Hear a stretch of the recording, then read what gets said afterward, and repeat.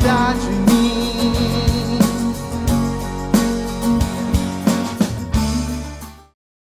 Olá, seja bem-vindo ao programa As Graças do Monte Santo. Que alegria ter você mais uma vez aqui conosco. E hoje, em nosso programa, nós temos uma visita especial. Vamos falar sobre vocação. Hoje recebo em nossos estúdios a irmã Fátima, da Congregação das Servas do Senhor. Irmã, seja muito bem-vinda aqui no nosso programa. Obrigada, Grace. É com muita alegria que realmente eu me encontro aqui, porque recebo este momento como um chamado de Deus. E, sobretudo, a alegria de estar aqui nesse santuário, onde, desde que aqui cheguei, senti imensamente em meu coração ser um lugar de muitas bênçãos, muitas graças. Ou seja, a igreja que está cada vez mais se tornando uma igreja aberta, evangelizando. É isso aí. Irmã, eu queria que a senhora contasse para nós como é que surgiu a Congregação Servas do Senhor.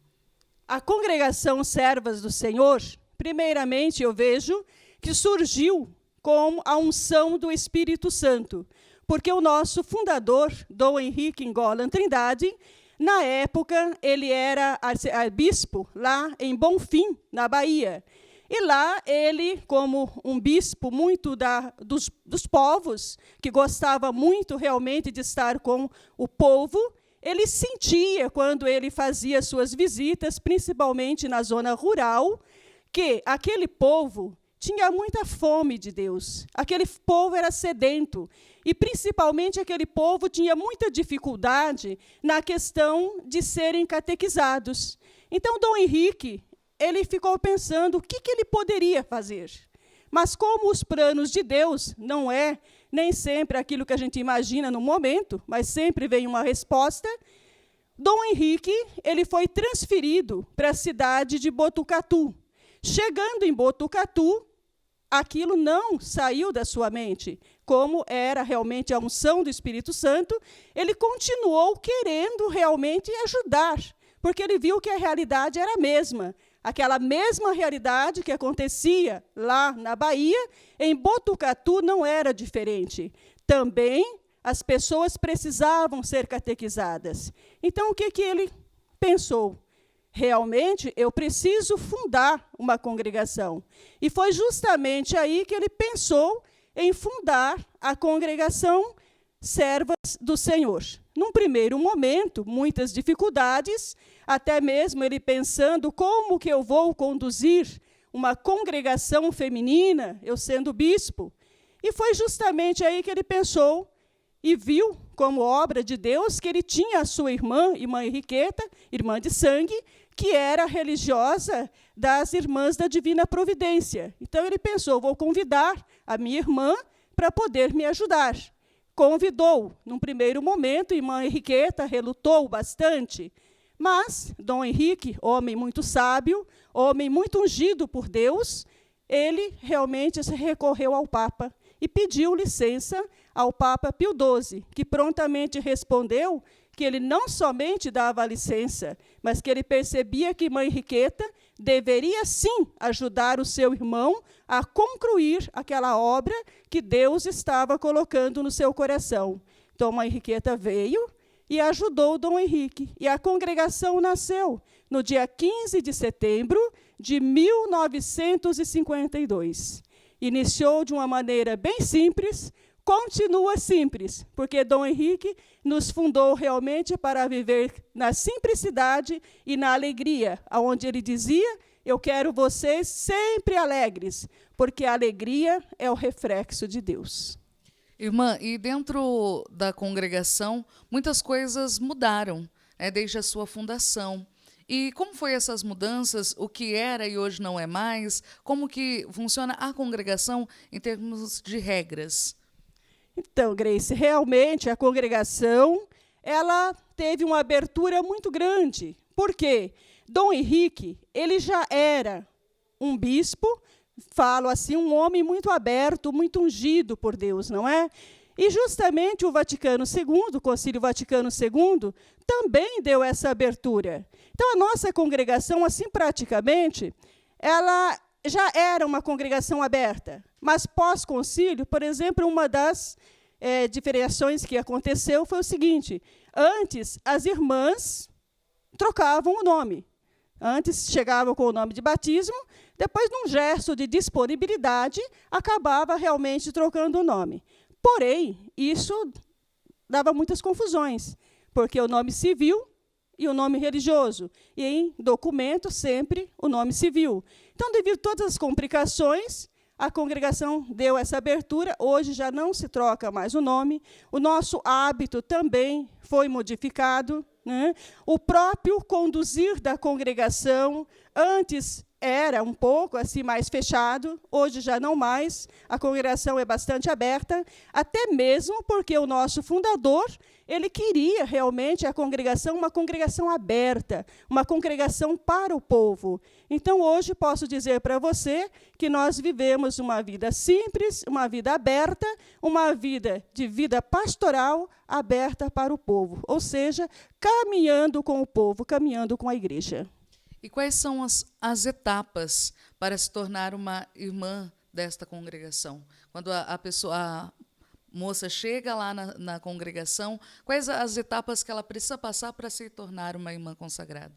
As etapas de formação, nós temos o aspirantado, pré-noviciado, noviciado, depois os primeiros votos simples, e depois os votos perpétuos. Agora, todo o início, eu posso dizer para você que o início verdadeiro realmente é naquele primeiro momento que a jovem ela sente o desejo de ser religiosa. Eu vejo aqui uma primeira etapa, porque é o momento que a congregação ela tem a responsabilidade de ajudar a jovem a descobrir a sua vocação. Porque, muitas vezes, a jovem ela é uma vocacionada, mas, às vezes, não teve oportunidade de descobrir. Então, esse primeiro momento é muito importante. Depois, quando ela chega ali no aspirantado, o que seria esse aspirantado? Seria realmente o tempo em que a jovem ela vai assim fazer uma experiência na sua vida, ou seja, de deixar aquilo que ela vivenciava lá fora. Posso colocar aqui, até mesmo o meu exemplo. Vivia antes uma vida de um trabalho dentro de uma empresa. E para mim vir para a vida religiosa foi preciso deixar.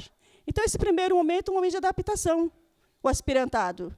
Depois do aspirantado, uma vez que a jovem realmente ela conheceu a congregação, ela viu que é aquilo que ela quer, ela viu que ela se sente bem com o carisma, aí ela solicita a congregação para passar para a segunda etapa, que seria o pré-noviciado. Pré-noviciado é o tempo em que a jovem já vai conhecer um pouquinho melhor a congregação e ela, se ela tem realmente condições para abraçar, para assumir esse estado de vida, esse estilo de vida próprio da congregação Servas do Senhor. Vivenciando esse momento, aí vem o noviciado. Noviciado, a igreja pede 2 anos. Né? O primeiro ano seria um ano canônico. Ou seja, o que é esse ano canônico? É o ano em que a jovem ela vai viver uma vida mais ampla dos estudos da congregação, a vida de oração, ou seja, mais dentro realmente ali do convento, até mesmo para que ela possa assim refletir melhor e, refletindo melhor, ela dar o próximo passo, que já seria o pedido para assumir os primeiros votos. Assumindo os primeiros votos, aí tem um tempo também de 3 anos, para depois assumir os votos perpétuos. Então, isso é um momento de graça, porque é um tempo que, assim por dizer, porque às vezes as pessoas pensam, vai para o convento, já tem que se tornar freira. Não é assim. Tem um tempo, e esse tempo é um tempo de graça, onde a jovem ela pode refletir, e não somente refletir, mas também perceber, né? É isso mesmo que eu quero? Se eu me sinto bem, aqui eu fico. Se eu não vou ficar, eu desisto, vou sair, tudo bem, ótimo, não é? Porque a pessoa é livre, ela tem que ter essa liberdade, porque vocação tem que ser vocação certa. Porque se a vocação não for uma vocação acertada, a pessoa pode se tornar infeliz. E a igreja precisa realmente de pessoas felizes, que possam contribuir para o reino. Irmã, e qual é o carisma da congregação de vocês e a espiritualidade que vocês vivem? O nosso carisma é manifestar o Cristo servidor a exemplo de Maria. Olha que lindo. Eu sempre falo, o nosso carisma é muito amplo. Manifestar, né? Ser esse Jesus na vida das pessoas. Manifestar o Cristo servidor. Mas como manifestar o Cristo servidor? A exemplo de Maria. Em todos os momentos da nossa vida. Porque o carisma, ele não é vivenciado apenas dentro do convento. Em todos os lugares aonde eu estou, eu preciso vivenciar esse carisma. Manifestando o Cristo servidor. E o nosso fundador, ele quis realmente nos dar esse carisma, porque ele tinha assim, um amor muito grande às pessoas menos favorecidas. Ele lutava muito pela promoção humana, e é justamente por isso que ele realmente quis nos oferecer esse carisma, para que nós pudéssemos, assim, vivenciar esta manifestação, ajudando as pessoas a terem assim, uma vida mais digna também. E a espiritualidade é mariana. Né? A nossa espiritualidade é mariana. Eis aqui a serva do Senhor, faça-se em mim segundo a tua palavra. Eu sempre costumo dizer, a serva tem que estar sempre à disposição, porque Nossa Senhora, ela naquele momento que ela recebeu o anúncio do anjo, ela poderia ter ficado tranquila, eu preciso descansar, eu preciso, né, me cuidar, mas o que Nossa Senhora fez? Ela se colocou pronta e foi servir a Santa Isabel. Não é? Se colocou, percebeu. Então, aqui também está muito ligado o nosso carisma e a nossa espiritualidade. Irmã, como a senhora descobriu a sua vocação e também que o seu carisma tinha a ver com o carisma da comunidade? A minha vocação, Grace, é uma história muito linda. Aos 6 anos e meio, eu sou natural do Paraná, viu, Grace? Sou natural aqui do Paraná, Colorado, mas quando tinha 6 anos e meio, meus pais moravam na cidade de Mariluz, próximo a Umuarama. E houve uma missão com os freis capuchinhos na cidade. E eu, pequena, eu me lembro que eu pulei no colo do frei e disse a ele, Frei, eu quero ser igual ao senhor. E o frei me respondeu, menina, igual a mim você nunca vai poder ser, mas você pode ser uma freira. E eu pensei comigo, uma freira, mas o que é isso? E foi justamente aí que começou a minha vocação. Cheguei em casa, falei para os meus pais, falei para os meus irmãos, falei na escola, falei em todo lugar que eu ia ser freira. Isso ficou mais ou menos até os 7 anos, 8 anos. Aí passou aquela vontade. Aí meus pais mudaram para o Mato Grosso, e lá eu tive uma fratura exposta na minha perna. E esse tempo que eu fiquei acamada, eu coloquei-se muito a pensar realmente na minha vocação. E foi justamente aí que eu decidi que eu ia realmente para o convento. Mas, na época, eu não sabia o que era carisma, eu não sabia o que era espiritualidade, não sabia nada. Aí, o tempo foi passando, entrei em contato com uma congregação, que era as Irmãs Pias Discípulos do Divino Mestre, mas, no momento que eu estava de mala pronta para ir, meu pai me pediu que eu não fosse, porque ele me disse, olha, se você quiser ir, você pode, você é livre, mas eu não gostaria, porque eu sinto que eu vou falecer esse ano e eu gostaria que você cuidasse da casa, cuidasse dos irmãos, embora eu fosse a caçula, mas ele me deu essa missão. Aí eu senti realmente que eu devia obedecer meu pai, e obedeci e fiquei em casa. Aí quero dizer para você, dos 14 anos, esperei até os 33 anos. Mas como vocação é um chamado, esse chamado ele nunca foi interrompido. Servi sempre a minha comunidade, que eu participava, fui ajudando muito as vocações, refletindo. Depois, um dia, eu já entrando em contato com as irmãs servas do Senhor, já tinha conhecido, tinha ido até o convento, tinha visto realmente aquilo, sentia muito assim dentro de mim que era aquilo mesmo que eu queria. Aí já comecei a entender o que era carisma, o que era espiritualidade. E foi justamente aí que um dia, eu indo para a missa, e minha mãe já idosa, porque acho que é bom colocar aqui também, minha mãe, quando ela teve a mim, ela estava com 52 anos. Então, eu já com 33 anos, minha mãe já estava acima dos 80.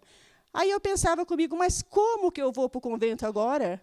Minha mãe já é idosa, eu vou deixar ela com quem?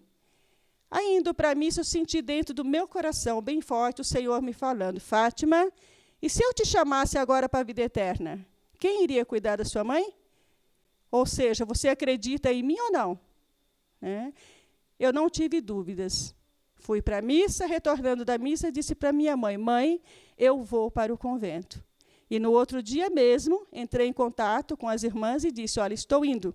E foi aí que a minha vocação foi desabrochando. E esse sentir realmente a minha vocação, se estava de acordo com o carisma e espiritualidade da congregação, isso eu fui descobrindo, Grace, a partir da formação. A partir da formação. E hoje eu percebo que realmente eu me realizei muito dentro da congregação. Depois, já lá como religiosa, eu me formei em serviço social e hoje trabalho na prefeitura, ou seja, no município, e sinto que, mesmo num trabalho junto ao município, eu tenho muito a oferecer enquanto religiosa. Então, está muito de acordo, e principalmente porque Dom Henrique ele queria muito as servas no serviço da promoção humana. E eu digo para você, como assistente social, quanto que eu posso viver o carisma da congregação. E acredito que aqui é até bom também a gente fazer um parênteses, o seguinte, que às vezes as pessoas confundem profissão e vocação. Às vezes a pessoa fala, eu não vou para o convento porque eu quero ser médica. Nada impede que uma pessoa seja médica e seja religiosa. Porque o estado de vida está na linha do ser. E a profissão em si está na linha do fazer. Irmã, por enquanto, obrigada. Você que está nos assistindo, nós vamos a um breve intervalo comercial, mas já voltamos.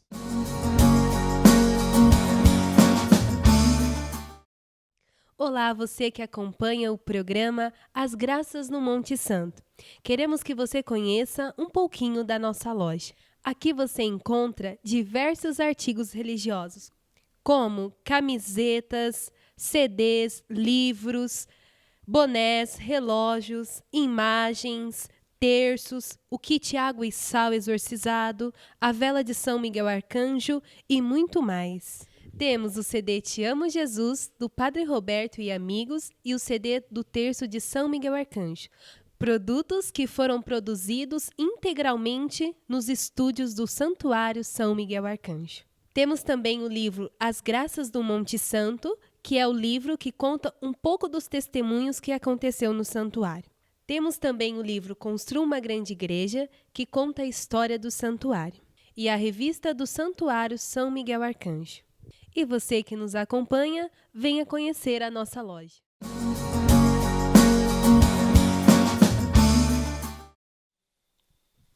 E nós estamos de volta com o programa As Graças do Monte Santo, com a irmã Fátima.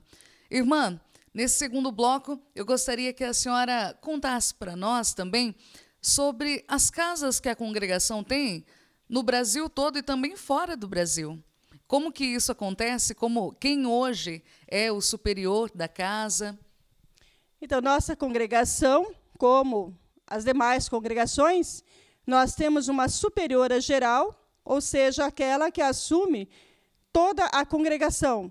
E, atualmente, ela reside na cidade de Botucatu, que é a irmã Eva das Dores, a superiora geral. Dentro das comunidades, nós temos uma superiora local, porque é necessário para que a própria comunidade possa se direcionar. As nossas casas hoje, no Brasil, que é o lugar que nós mais temos, não é? Temos em Botucatu, que é a casa-mãe, onde surgiu a congregação. onde lá no ano de 1952, Dom Henrique deu início. Essa casa nós chamamos de Casa Mãe, onde hoje também está a formação. Temos em Itatinga, que é uma comunidade próxima a Botucatu, que é a comunidade onde eu estou atualmente. Nesta comunidade, como eu já disse, nós prestamos serviço à comunidade, eu com o trabalho na prefeitura, como assistente social, e também na paróquia. Nós assumimos a catequese na paróquia, assumimos o PROPAME. O que seria o PROPAME? Projeto Paróquia Missionária. A comunidade paroquial é dividida em setores, onde cada setor pode, assim, vivenciar melhor a sua pequena comunidade. As irmãs estão continuamente inseridas aí nessa pastoral, ou seja, obedientes àquilo que vai surgindo. Como eu disse para você, a serva está para servir. Se está para servir, o momento que o pároco ou o bispo nos solicita alguma coisa que precisa ser realizada, nós sempre nos colocamos à disposição na medida do possível. Na medida do possível. Temos também em casa, em Bebedouro. Em Bebedouro, as irmãs trabalham com os idosos. É um lar de idoso. Lá as irmãs prestam serviço diretamente aos idosos. Em Uberaba, nós temos também casa. Hoje, temos apenas uma irmã que está trabalhando no hospital. Mas, em Uberaba, foi uma casa onde as irmãs se dedicaram ao trabalho junto aos enfermos, trabalhando na enfermagem. Temos casa ainda no Trapiche, lá no Rio de Janeiro. Trapiche, Rio de Janeiro, era um local onde, no passado, não tinha pároco na paróquia. Então, as irmãs que assumiam. Ali elas assumiam a direção da paróquia. E esta comunidade ela está até hoje presente lá também. Em Botucatu ainda, nós temos a Vila dos Meninos, aonde as irmãs prestam serviço, que eu costumo dizer, que é um trabalho que é a menina dos olhos da congregação. Por quê? Porque foi uma obra iniciada por Dom Henrique. Ele iniciou esse acolhimento às crianças, quando ainda lá na sua casa episcopal, ele acolheu as crianças no porão de sua casa. E depois, é lógico, foi se adaptando, foi crescendo, e hoje nós temos a Vila dos Meninos, onde as irmãs continuam, assim, prestando os seus serviços. E fora do Brasil, nós temos a casa na Itália, que é uma das comunidades. Irmã, eu certamente, neste momento, tem algumas jovens que ainda não descobriram a sua vocação, algumas mulheres que ainda têm esse desejo e aí diz, não, mas eu quero ser médica, eu quero ser assistente social e não posso ir para a congregação. E eu gostaria de convidá-la agora a fazer um convite a essas mulheres do Brasil e do mundo que nos assistem nesse momento. Tudo bem, Grace.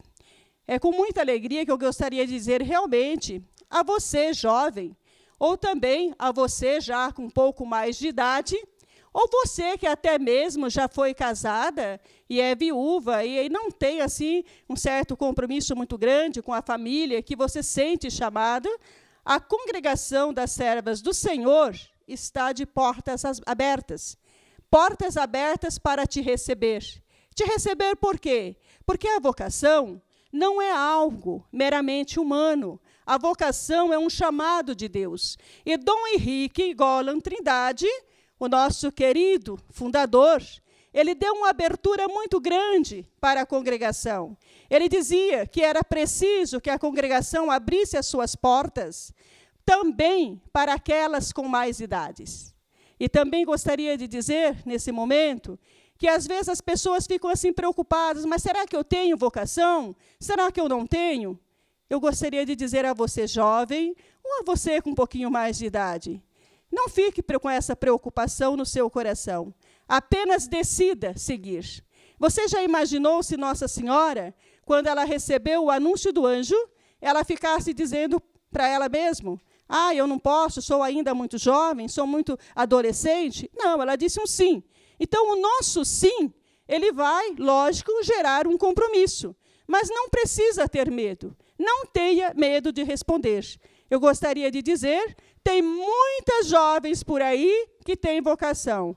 Apenas tem medo de dizer sim. Então, se você deseja conhecer um pouquinho melhor, se você deseja realmente descobrir a sua vocação, nós nos colocamos à sua disposição para até mesmo orientar. Pode, assim, nos escrever, nos telefonar, que aí nós estamos dispostas a te acolher e te ajudar. Irmã Fátima, muito obrigada pelo seu carinho, pela sua disponibilidade para conosco. Volte sempre ao Santuário São Miguel Arcanjo. Seja bem-vinda todas as vezes que por aqui passar. Eu que agradeço, isso foi muita alegria realmente, né, que recebi esse convite como um chamado de Deus. E é lógico que oportunidade não faltará, né? Gostei muito realmente do local aqui, acredito ser um local de muitas bênçãos e com certeza voltaremos mais vezes. Então, realmente, gostaria de agradecer, né, Grace, agradecer muito realmente à comunidade e dizer para você, não faltará oportunidade, com certeza voltaremos mais vezes e eu tenho certeza que no plano de Deus, com certeza, surgirá vocações aqui de Bandeirantes, que o povo paranaense é um povo muito fervoroso, e Bandeirantes está dentro do estado do Paraná. Então, com certeza, teremos vocações até mesmo aqui de Bandeirantes. E, lógico, fruto do trabalho de vocês. Amém. E você que nos acompanha, qual é a sua vocação? Não sei se você já determinou isso na sua vida, mas vale o convite de hoje. Vocação é um ato de amor. E quando nós acertamos a nossa vocação, certamente seremos felizes. Coragem. Até qualquer hora. Abraço. Um consagrado para amar. Um consagrado para se doar. Um amor que tudo suporta.